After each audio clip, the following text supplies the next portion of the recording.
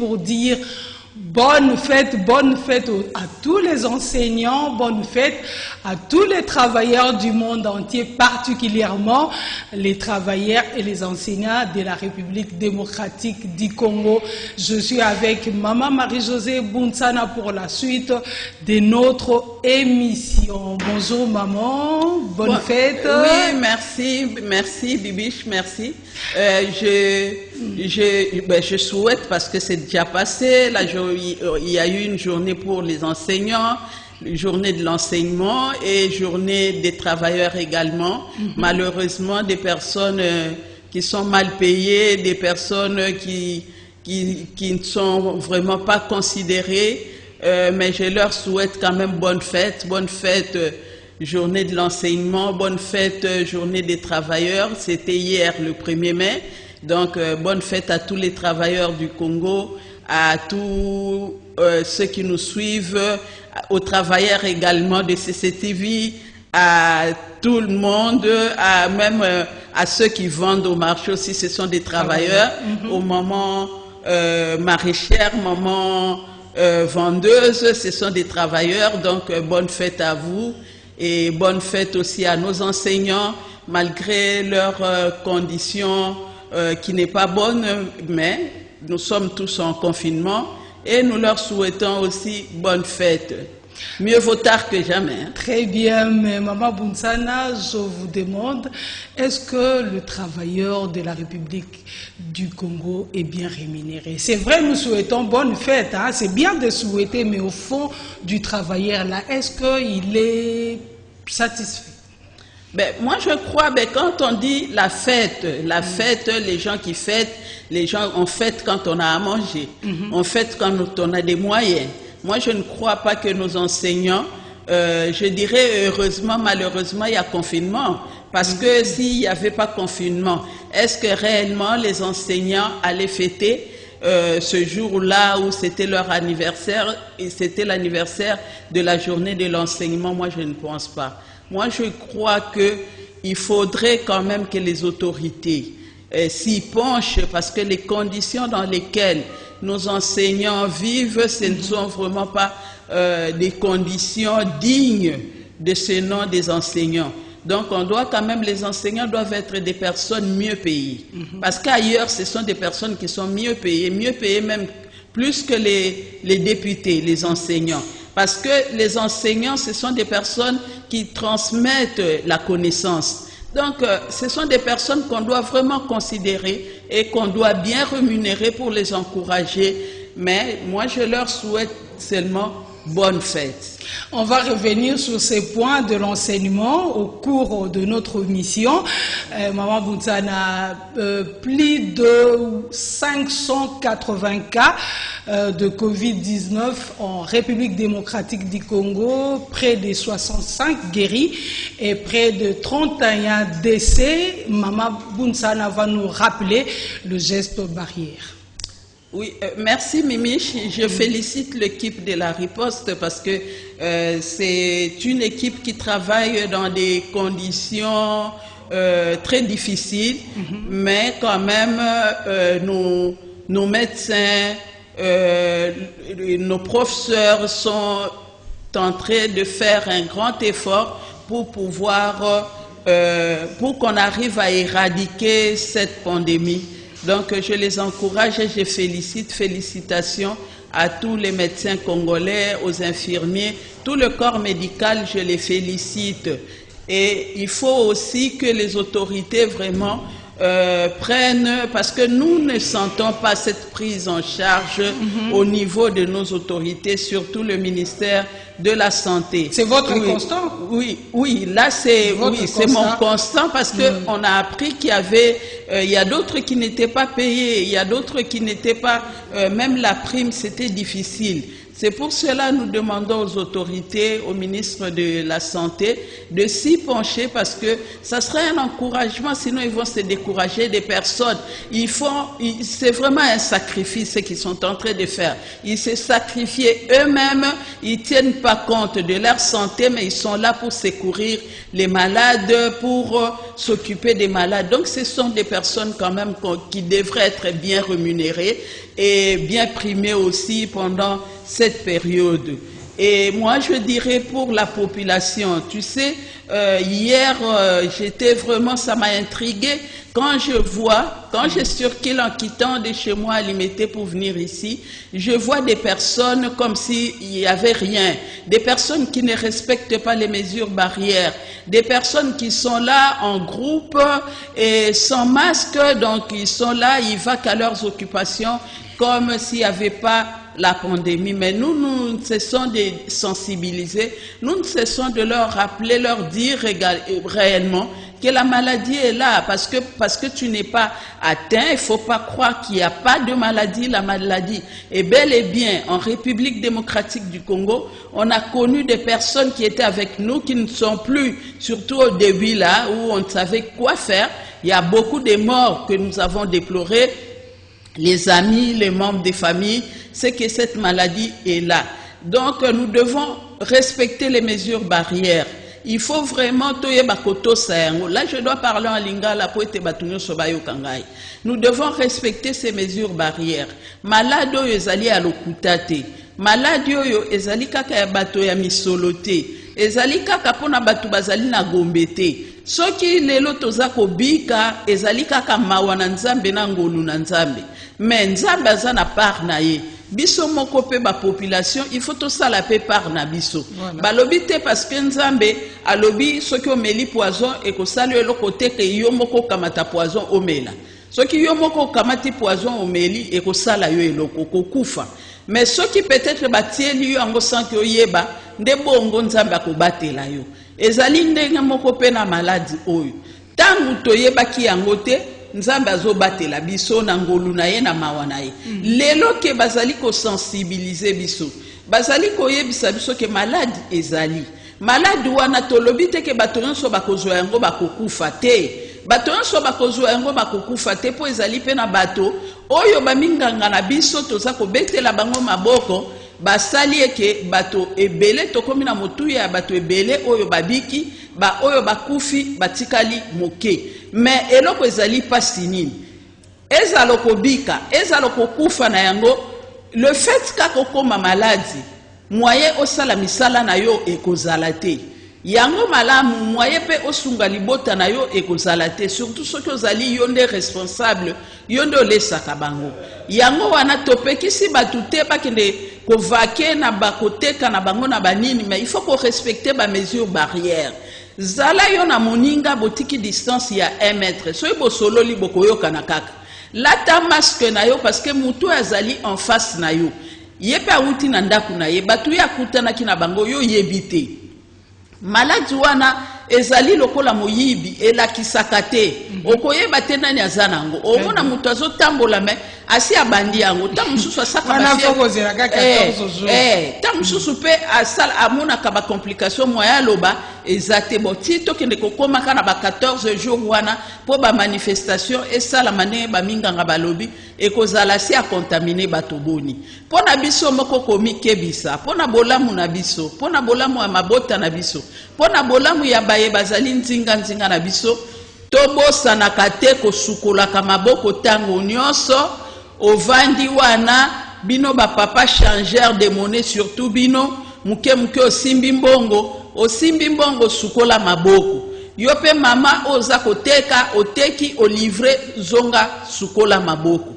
Donc geste nyonso kosala après kombo nango kosukola maboko to éviter pe kotiaka maboko na elongi na biso kopangusa elongi kopangusa munoko na maboko parce que balobi ba misu bazolo ba minoko esika nyonso madusu ezali ezape bakano ya transmission ya maladie wana. Donc il faut tokeba na kotiaka maboko na elongi na biso et peto respecter ba distance na biso na bato oyo bazali en face na biso na bongo nde tokolonga COVID-19 pe ekobima mbango yango ekobima na mokili na biso ndenge pe ekotaki na mbango pe tozali koliki ke ekobima bobele na mbango po ete bato to banda vie na biso normal yango to beti lisusu sete na bino bayeboza kolanda biso ba mama bandeko ba oyo balingaka mission na biso vraiment boyebisa bandeko ke to sengeli komi batela po nzambe abatela biso. Merci. Le constat est réel. Vraiment, la population congolaise ne respecte pratiquement pas le geste barrière. Nous vous disons, s'il vous plaît, respectez le geste barrière. Maman Boussana vient de vous rappeler le geste barrière. Respectons le geste barrière.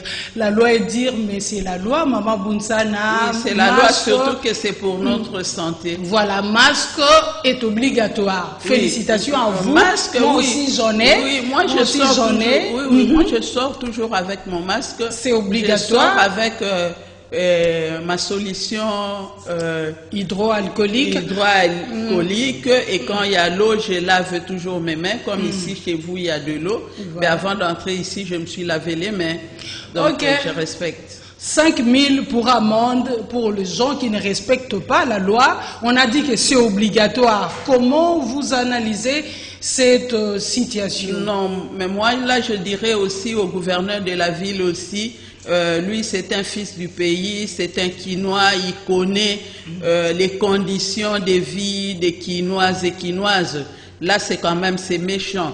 Comment, en cette période où des personnes ne travaillent pas, des personnes sont impayées, confinées, et des personnes confinées qui ne vaquent pas normalement à leurs occupations, pour pouvoir se prendre en charge, vous leur taxez des amendes de 5 000 francs. Peut-être c'est pour les têtus, hein, parce que les Congolais il n'y a pas question des têtus. Il faut quand même, ce que l'autorité devrait faire, de produire, de demander aux entreprises. Il y a quand même des entreprises ici au Congo, il y a beaucoup des entreprises qui fabriquent des mèches, qui fabriquent des sachets.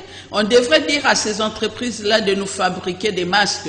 Et l'État devrait prendre les masques, les donner à ceux qui sont dans les ronds-points, ceux qui contrôlent, qui a porté le masque et qui ne l'a pas, et que ces personnes, quand on voit quelqu'un qui n'a pas de masque, on lui fait payer le masque, on lui fait payer ça même à 1000 francs, à 500 francs.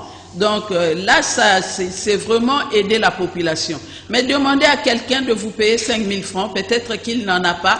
Après, je ne sais pas la suite, s'il n'a pas les 5 000 francs, vous allez lui mettre ou dans un cachot et quel cachot. Et même s'il payait les 5 000 francs, il y a un reçu pour ces 5 000 francs. Et ces 5 000 francs vont aller dans la poche de qui? Les 5 000 francs là, si 10 personnes payaient 5 000 francs, ça fera 50 000 francs. Le gouverneur va mettre de l'ordre sur ces points. Comment le gouverneur va contrôler? Il va mettre de l'ordre sur ces points. Il va mettre ça quand? On met de l'ordre en amont, pas en aval. Donc avant de prendre la mesure, il fallait d'abord voir comment cette mesure peut être réalisable. Parce que tu peux pas tu peux pas proposer des choses que toi-même tu ne maîtrises pas. Donc au départ, on devrait savoir comment nous allons procéder. Il y aura des amendes, mais les amendes qui seront affectées où? Dire au moins à la population que cet argent sera peut-être pour arranger l'avenue, je ne sais pas quelle avenue, ou bien peut-être cet argent sera affecté à quoi? Au groupe de riposte. Voilà. Oui, cet argent sera affecté à ce groupe-là. Peut-être, là, mais là, on ne nous l'a pas dit. Et puis également, quelqu'un qui paye 5 000 francs, on ne lui remet pas le masque. Le monsieur continue sa route.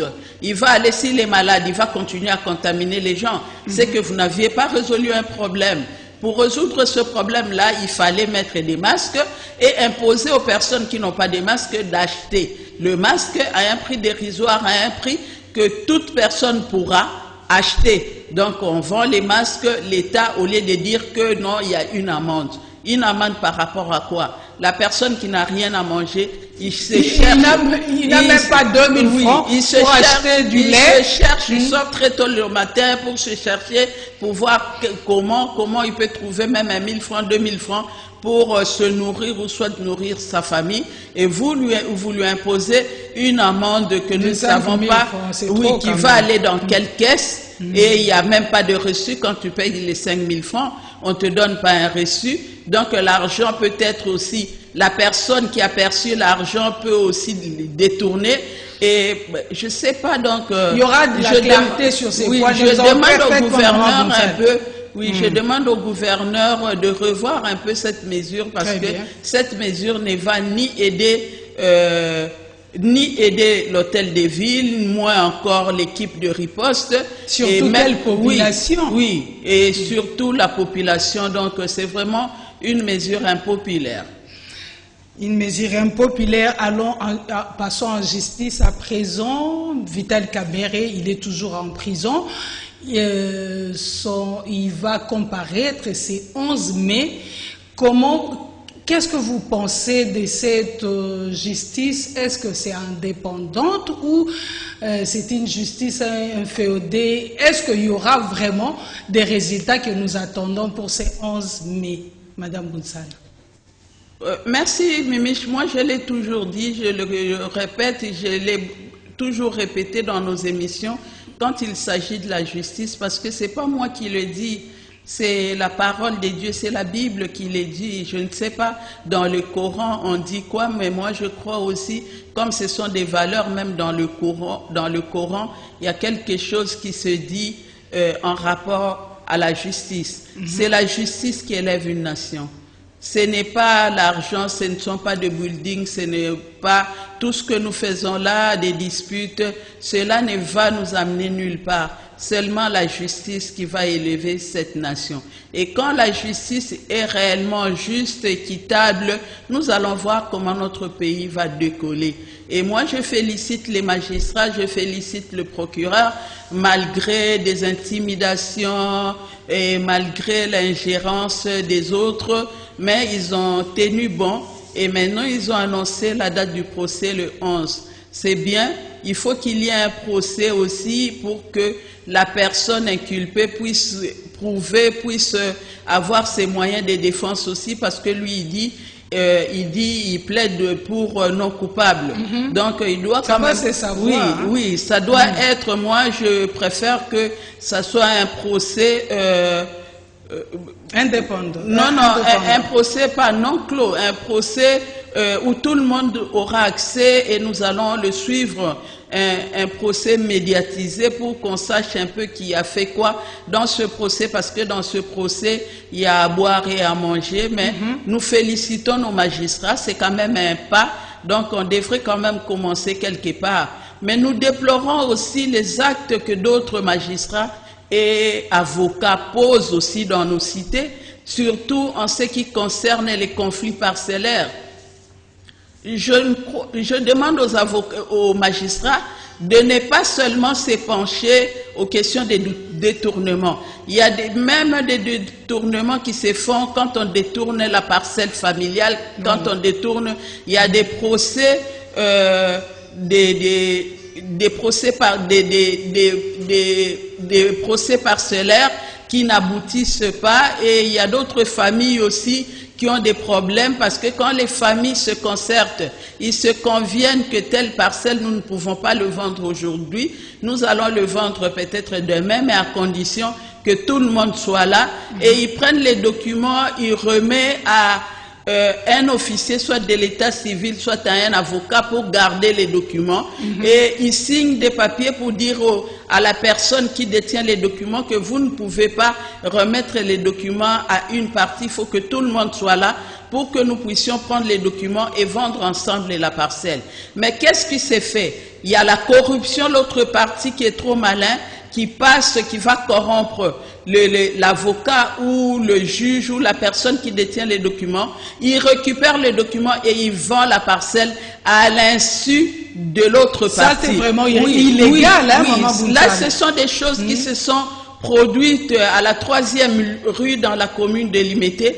Une famille, une maman qui est décédée, cette maman-là, avait ses enfants adoptifs parce que c'est une maman, la maman n'avait qu'un seul fils déjà décédé et la maman avait quand même des neveux, des nièces qui prenaient soin d'elle et également des enfants adoptifs.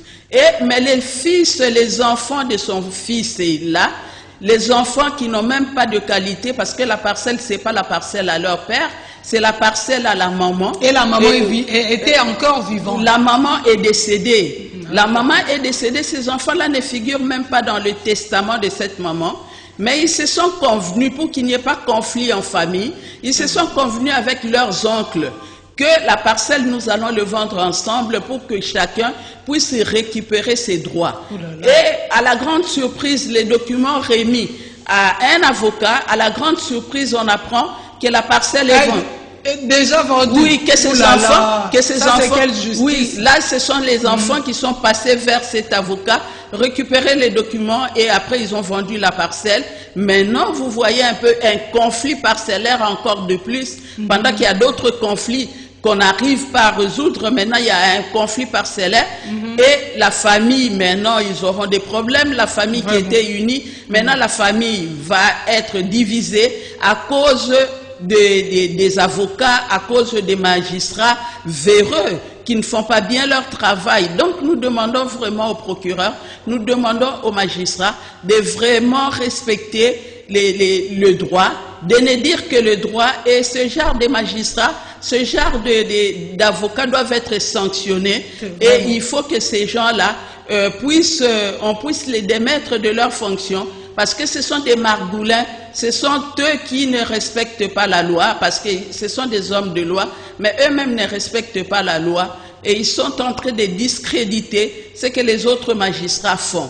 Mais sinon, nous saluons les magistrats qui ont compris que seule la justice qui élève nation, de travailler dans ce sens-là pour que réellement cette nation, qu'il y ait quand même une lueur d'espoir. Sinon, qu'est-ce que nous allons léguer à la génération future?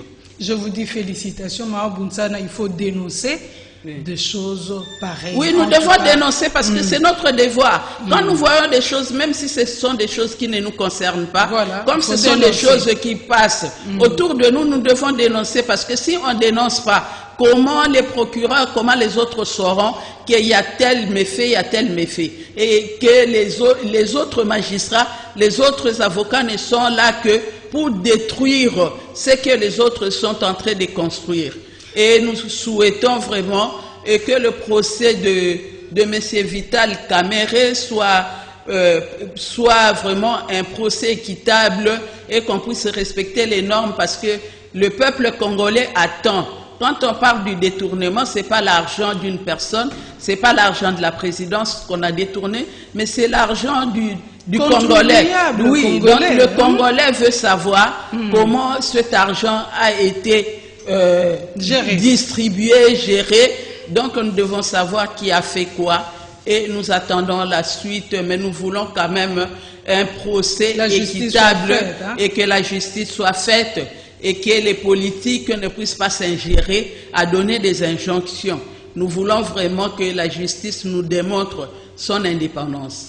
Arrestation Némoana Ntsemi, vous êtes né Congo, c'est vrai qu'il y a eu 2 abus au Congo central, mais est-ce que, Madame Bountsana, je vais marteler sur ce point, est-ce que la femme de Némoana Ntsemi était concernée à cette affaire pour qu'elle soit humiliée de cette façon?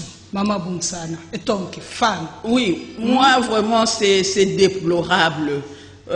J'étais sidérée, je te dis. J'étais sidérée quand j'ai vu les images. J'ai dit, mais on est dans quelle nation comme ça? Une nation où les gens ne respectent pas la femme. La femme, c'est une mère. La femme, c'est une personne qui a droit au respect. Parce que même la police est là, mais la police aussi est née d'une femme. Mais comment? Et puis l'infraction. On dit l'infraction, même au pénal, l'infraction est individuelle. Oui, et qu'est-ce que cette femme-là avait fait? La pauvre femme qui n'était là peut-être s'occuper seulement de son ménage. qui n'avait pas un mot à dire sur ce que son mari fait, mais regarde comment on l'a maltraité, comment on l'a humilié. Moi, et je demande au général Kassongo de pouvoir sanctionner aussi ces hommes en uniforme, parce que ce sont des hommes ils font des choses comme s'ils étaient des électrons libres. Ils n'ont pas un commandement. Donc il faut quand même que ces personnes, toutes ces personnes-là qui étaient ce jour-là chez Nemwanansemi et qui ont pris son épouse, l'ont amené en commençant à l'humilier, que ces personnes soient vraiment sanctionnées. Sinon, nous les femmes, nous allons initier des actions, parce que là, c'est nous déshonorer une pauvre femme qui n'a rien fait, la déshonorer. Peut-être elle n'avait pas aussi un mot à dire, parce que je ne crois pas une femme, vous voyez un peu Nemwanansemi. Nemwanansemi est quelqu'un de chez moi, oui, et il est quelqu'un... Un dictateur, oui, apparemment. Oui, oui. Moi, je ne pense pas que cette femme avait un mot à dire, parce que c'est quelqu'un... Le soumise, comme on dit, les femmes de Bakongo, oui, c'est quelqu'un très intelligent, moi je dis. Nemwanansemi, on ne me contredira pas, c'est quelqu'un de très intelligent, mais on ne comprend pas, certainement, il y a quelque chose, il a un problème avec sa tête, comme on a dit. Il doit avoir un problème, donc c'est quelqu'un qu'on doit soigner, parce que sinon c'est une personne ressource qui peut beaucoup contribuer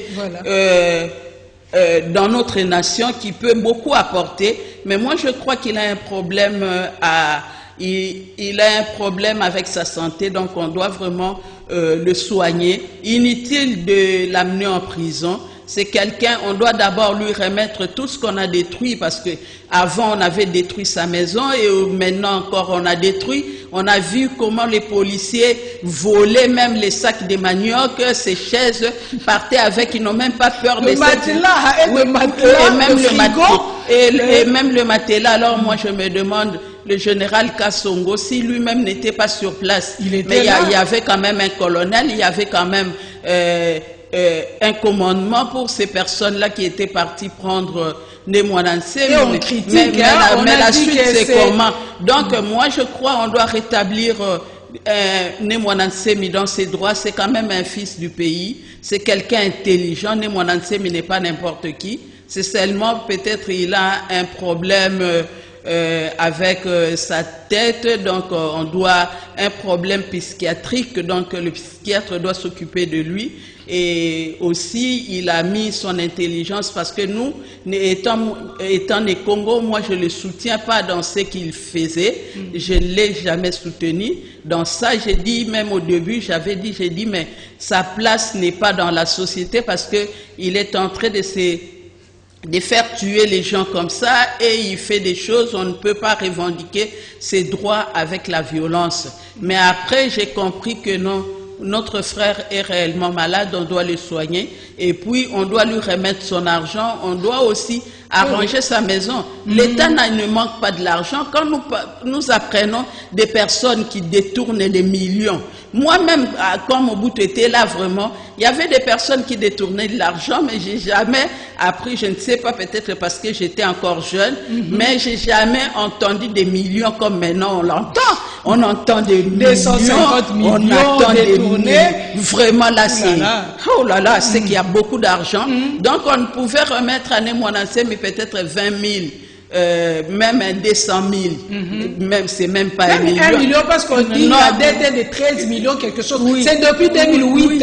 Oui. C'est qu'on dit. Mais on pouvait lui donner même 1 million. Oui, il fallait quand même lui promettre, lui donner ça petit à petit. Lui n'exigeait pas qu'on lui paye ça en une fois. Donc il fallait quand même qu'il se convienne pour qu'il puisse qu'on puisse le rétablir dans ce droit, parce que c'est son droit. Et Maman Bunsan, on critique l'arrestation de Nemwanansemi, les réseaux sociaux en parlent, on a dit que c'était pas vraiment professionnel. Une personne, c'est pour cela. Tu vois, tout ce qu'on fait nous rattrape. Parce que quand on prend n'importe qui à l'armée, avant on avait, quand on parlait des polices, on avait la garde civile, c'était vraiment des professionnels, des personnes bien formées. Pour venir te prendre, et ils ont les armes. Nemwanansemi n'a pas d'armes. Comment vraiment on peut faire déplacer toute une bataillon pour aller arrêter le char de combat? Oui, toute une bataillon comme ça, les faire déplacer pour arrêter un individu qui n'a même pas les moyens de défense. On Donc là, ça démontre que réellement on est désorganisé et les personnes qui composent notre police, ce sont tantôt des Koulouna qu'on a pris ça et là. Donc on doit quand même restructurer ce secteur-là de la police. Un policier qui pille, c'est compliqué. On atterrit, Maman Bountsana, rapidement, écho du cartel de femmes. Oui, le cartel, nous sommes là, nous continuons à sensibiliser, nous le faisons d'une manière virtuelle. Avec les partenaires, nous avons eu aussi des conférences vidéo, nous sommes en train de travailler et je continue à insister pour que les femmes du cartel sont vraiment des femmes leaders. Donc quand on est leader, on doit veiller sur sa communauté, essayer aussi durant cette période difficile d'aider des personnes qui sont autour de nous, essayer de leur apporter du conseil, essayer de les sensibiliser suivant les mesures barrières pour qu'après qu'on n'ait pas beaucoup de morts et nous-mêmes aussi de nous protéger. Sinon, nous sommes là, nous continuons à travailler avec nos bases, nous continuons à travailler aussi d'une manière virtuelle. Et je salue toutes les femmes du cartel. Je leur dis qu'après ce confinement, je dirais comme avait dit, je ne sais pas si c'était Josué ou bien c'était Moïse. Là, comme je ne suis pas pasteur, je ne connais pas exactement le verset, mais je connais seulement. Il avait dit, il dit, mais nous avons compté et il n'y a personne qui manque. Moi, je veux, après ce confinement, dire aussi à Dieu, Seigneur, nous te rendons grâce parce que nous avons compté parmi nous, même à CCTV, même au mouvement de libération du Congo, au cartel des femmes politiques, personne ne manque. Donc, cela demande aussi notre implication, respecter les mesures des barrières. Nous avons notre part et Dieu également veille sur nous, il a sa part. Et à la fin, nous allons le glorifier parce qu'il est le Tout-Puissant. Rapidement, économie, on est vraiment à la fin. Dollar, c'est à 1800 quelque chose. Un mot par rapport à ça. On est en confinement, les gens ne travaillent pas et le dollar fait que... Les gens ne travaillent pas, mais nous ne produisons pas. Ce sont les conséquences. Quand il y a beaucoup de demandes, c'est la loi de demande et de l'offre. C'est ce qui fait monter et faire galoper les dollars. Donc, nous ne produisons pas et quand on ne produit pas, ce sont les conséquences. C'est vraiment dommage, c'est très difficile, mais nous croyons qu'avec, nous interpellons nos dirigeants, le Premier ministre, il faut quand même un peu de bonne volonté pour pouvoir redresser l'économie dans notre pays, parce que quand nous entendons qu'une personne a détourné 15 millions, 10 millions, 20 millions, donc tout cet argent, on peut bien le canaliser pour faire développer d'autres secteurs, l'agriculture, donner du travail, de l'emploi à nos étudiants, à nos chômeurs qui n'ont rien à faire, essayer un peu de nous organiser pour pouvoir relever notre économie. Sinon, nous sommes non partants pour les défis du développement durable d'ici 2030. Merci beaucoup, Maman Bountsana. C'était là votre mot de la fin. Je dis merci à Doudou Montiri, Moron Zambé, Alain Kabongo. Comprenez que